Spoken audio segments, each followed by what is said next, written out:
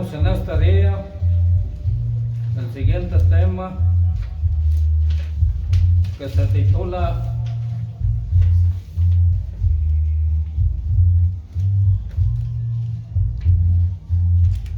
el perdón triunfador. Es el tema del día de hoy. Está basado en el libro de los Colosenses, del capítulo 2 de Colosenses, versículo 13 al 15.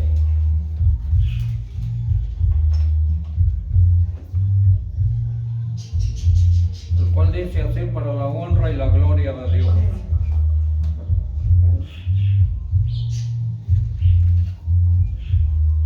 Y a vosotros, estando muertos en pecados, en la incircuncisión de vuestra carne, os vivificó juntamente con Él, perdonándonos todos los pecados, rayando la cédula de los ritos que nos era contraria y que era contra nosotros, quitándola de en medio y clavándola en la cruz. Despojando los principales potestades, sacólos a la vergüenza en público, triunfando en ellos en sí mismo. Amén.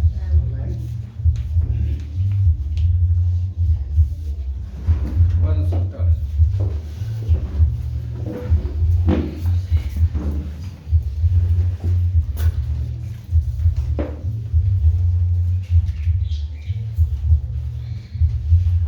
Los pecados de los hombres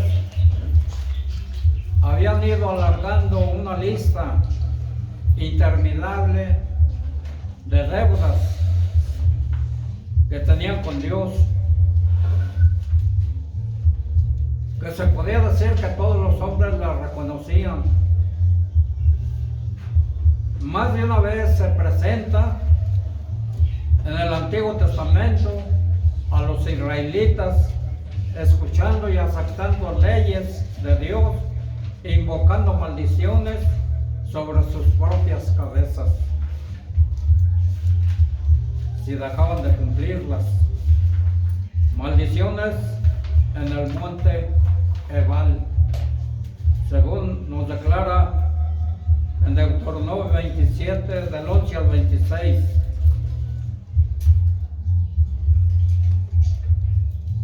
Por eso los hombres, antes de su conversión, habían estado muertos en sus pecados y delitos.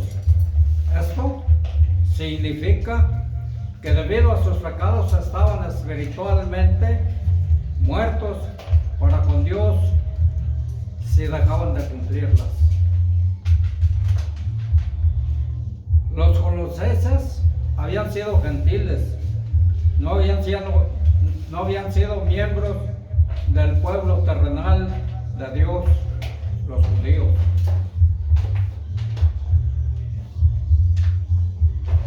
En el versículo 13, que tomamos como base,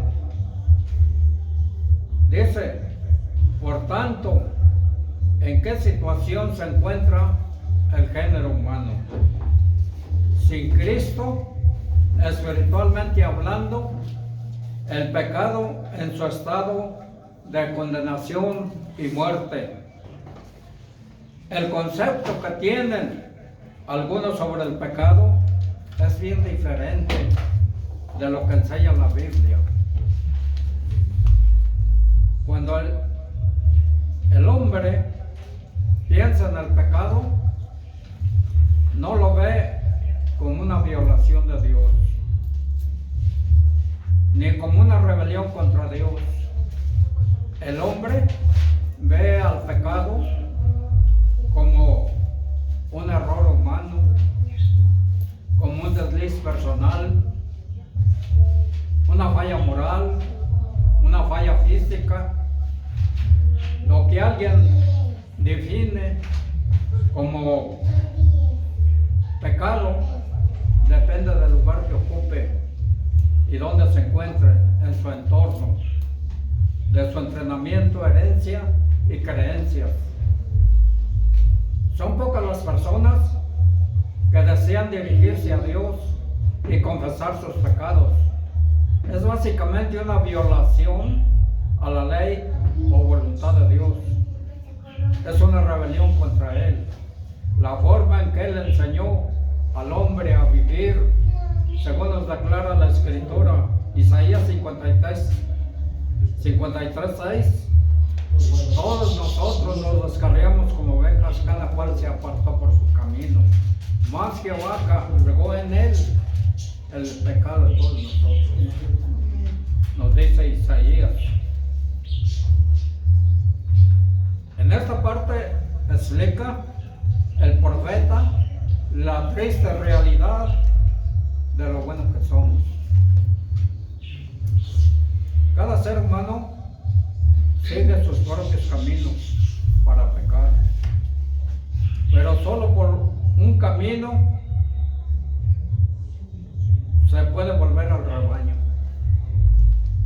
Solo hay un camino. Se llama Jesús, según Juan 14:6. Al pecar, nos hemos extraviado como ovejas animal que es incapaz de por sí volver al rebaño.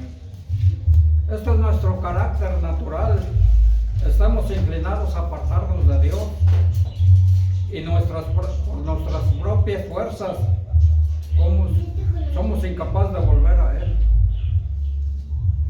Seguimos nuestro propio camino y establecemos nuestra propia voluntad en oposición a la de Dios. En lo que está la raíz misma de la malignidad del pecado. Estos pecados son precisamente nuestras enfermedades que nos declara la palabra de Dios en el 53, versículo 4, que nos habla de eso. Y nuestros dolores, nuestro Señor Jesús fue destinado a llevar sobre sí la iniquidad de todos nosotros. Versículos 5 y 6, lo llevó en el madero en nuestro lugar, porque a nosotros nos correspondía. Él estuvo allí y nos dice el apóstol Pedro en su primera carta, en el capítulo 2, versículo 24, el cual mismo llevó nuestros pecados en su cuerpo sobre el madero, para que nosotros, siendo muertos a los pecados, vivamos a la justicia por la herida del cual habéis sido sanados, nos declara el apóstol San Pedro. Pedro recalca que fue él mismo, Cristo, quien se ofreció en sacrificio, pues llevó su cuerpo al altar de la cruz, cargando con nuestros pecados. Dios no lo puso encima. Nuestros pecados, cuando Él ya estaba en la cruz, subió con ellos a la cruz.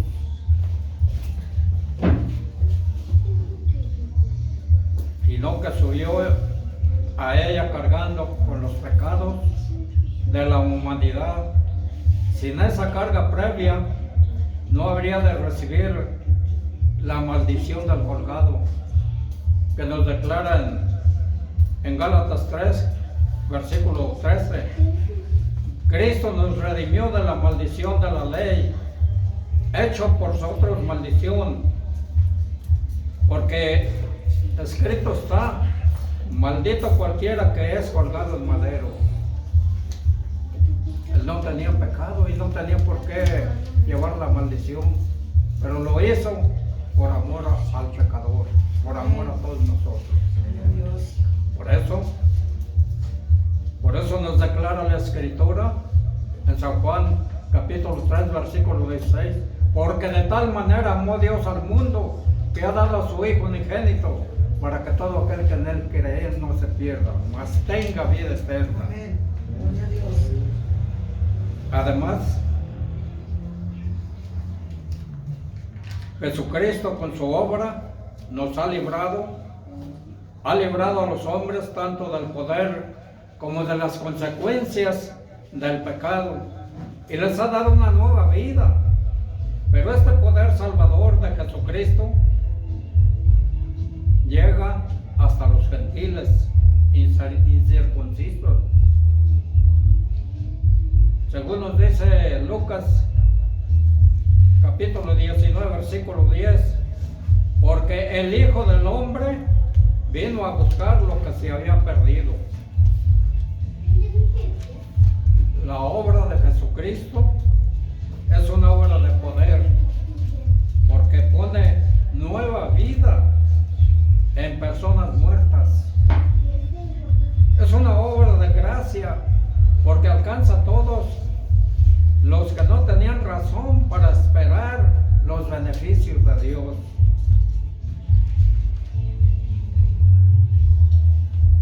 En otras palabras, lo que había realmente sucedido a los colosenses era que habían cambiado su estilo de vida y su historia como pecadores.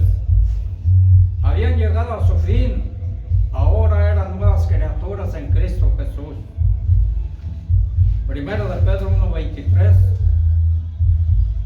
siendo renacidos no de simiente corruptible, sino de incorruptible por la palabra de Dios, que vive y permanece para siempre. Les fue concedido el perdón de todos sus delitos. En otras palabras, estaban viviendo al lado de la resurrección y por ello habían de decir adiós a todo lo que se relaciona con los pecados de la carne que hay en el mundo. Primero de Juan 2, 15 y 16. No améis al mundo ni las cosas que están en el mundo. Si alguno ama al mundo, el amor del Padre no está en él. Porque todo lo que hay en el mundo, la concupiscencia de la carne, la concupiscencia de los ojos, la soberbia de la vida, no son del Padre, mas es del mundo. Tenemos una fuerte advertencia contra el mundo, sus falsos caminos, una advertencia que se aplica a todos los cristianos. El mundo aquí no es una referencia al orbe en el que vivimos, ni a la creación natural que nos rodea. Designa más bien el sistema que el hombre ha erigido en su esfuerzo por hacerse feliz sin Cristo. Puede incluir al mundo de la cultura, de la ópera, del arte, de la educación, en suma, cualquier círculo en que el Señor Jesús no es bien acogido. Alguien lo ha definido como la sociedad humana. Hasta allí donde está organizada en la base de principios falsos, caracterizados por los deseos de los ojos, los valores falsos, el egoísmo, como el egoísmo, los deseos de la carne, se refieren a los apetitos corporales sensuales que proceden de nuestra malvada naturaleza. La codicia de los ojos se aplica a los deseos malvados que pueden surgir de lo que vemos. La soberbia de la vida es una impía ambición de propia exhibición de propia gloria. Estos tres elementos de mundanalidad se ilustran en el pecado de Eva. El árbol era bueno para comer. Esto es los deseos de la carne.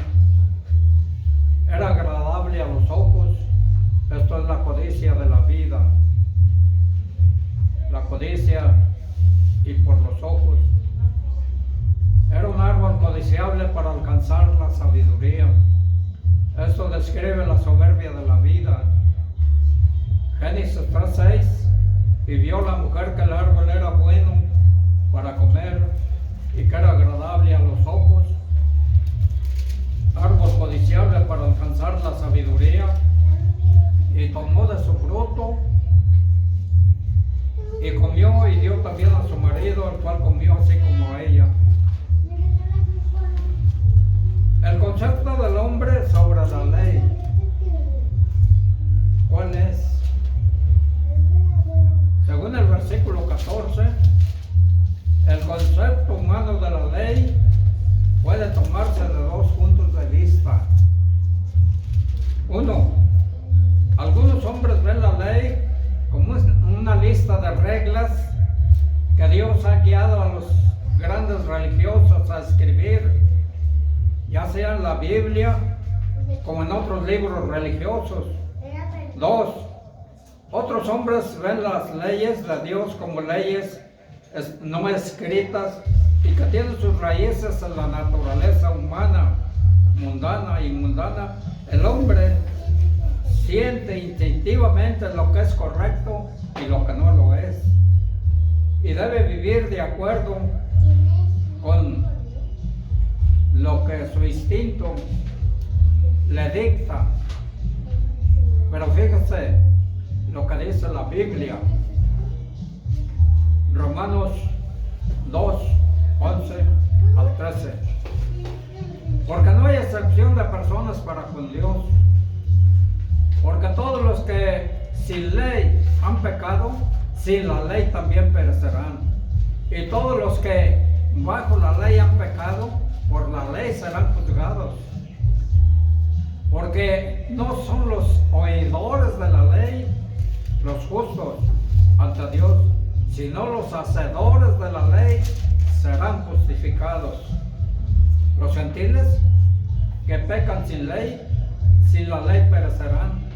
Ahora bien, el apóstol Pablo explica que aunque la ley no fue dada a los gentiles, y sin embargo tienen conocimiento innato del bien y del mal, conocen de manera instintiva que está mal mentir, robar, cometer adulterio, asesinar. El hombre siente el acta de los decretos contra él, las leyes que lo condenan cuando hace lo contrario. De lo que ellas dicen o lo que él siente, el punto es que el hombre siente una lista de cargos en contra de él, cuando en realidad debería sentir el daño que ha hecho, ya que es su violación de la ley de Dios es la que lo condena a la muerte, y la muerte eterna y espiritual. Solo en la medida que sienta y reconozca las transgresiones, entonces se volverá Dios para que lo salve. Efesios 4:22. A que dejéis cuanto a la pasada manera de vivir el viejo hombre que está viciado conforme a los deseos del error. Debemos pensar en la cantidad de personas que se sienten vencidas, debilitadas, amargadas por la culpa que sienten de sus propias transgresiones, sin importar cuánto hayan tratado de cumplir la ley.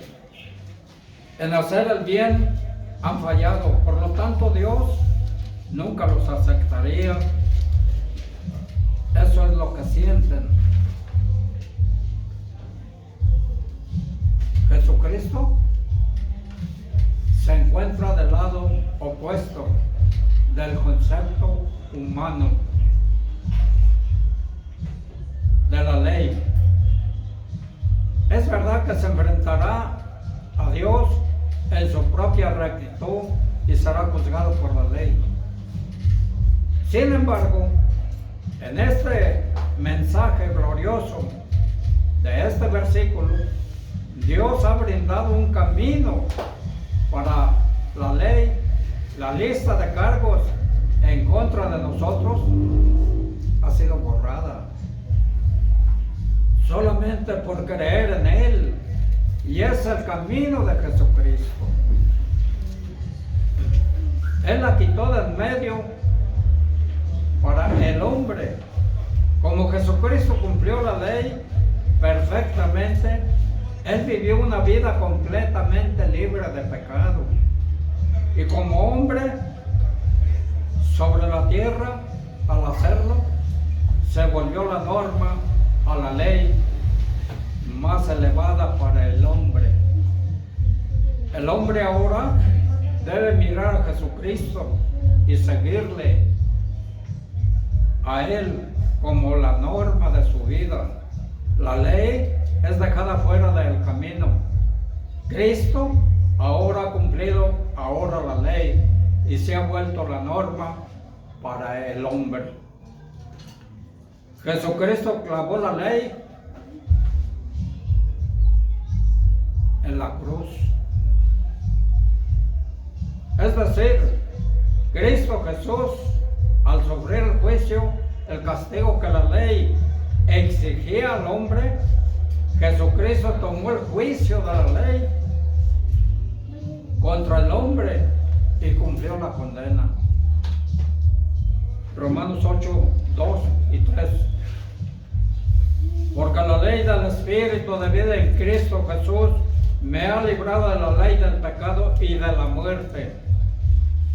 Porque lo que era imposible a la ley, por cuanto era débil por la carne, Dios, enviando a su Hijo en semejanza de carne de pecado y a causa del pecado, condenó el pecado en la carne, para que la justicia de la ley fuese cumplida en nosotros, que no andamos conforme a la carne, mas conforme al Espíritu. Cuando una persona confía en Jesús como su Salvador, Dios quita la lista de culpas contra esa persona. Por eso, Cristo Jesús, por la cruz de Cristo, cuando Jesucristo murió sobre la cruz, en realidad, Él cargaba la culpa y la condena de las culpas de las personas. Gálatas 3:13.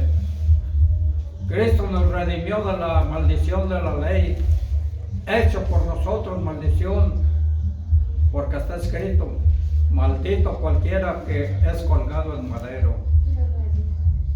Por lo tanto, la persona que cree en Él permanece sin culpas y sin pecados ante Dios, porque Jesucristo tomó la lista de culpas y las clavó en la cruz. Cuando fue crucificado en la cruz del madero. Gálatas 4:4 y 5. Más venido el cumplimiento del tiempo, Dios envió a su Hijo, hecho de mujer, hecho súbdito a la ley, para que redimiese a los que estaban bajo de la ley, a fin de que recibiésemos la adopción de hijos. Las fuerzas del mal, versículo 15. Los hombres siempre han reconocido fuerzas, energías, poderes o supremacías dentro del universo. El hombre ve fuerzas naturales o espíritus sobrenaturales detrás de las estrellas y los planetas. La vida del universo, la vida dentro del universo. Jesucristo por su muerte en la cruz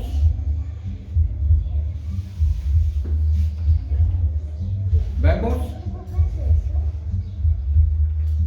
en posterior resurrección y ascensión el Señor Jesús venció también los principales potestades y de maldad, exhibiéndolos públicamente y triunfando sobre ellos.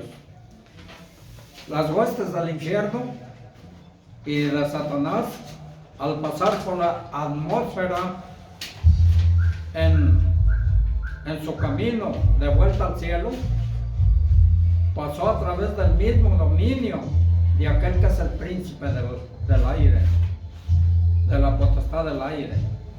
Quizá este versículo de especial consolación para aquellos que se han convertido podemos decir, del demonismo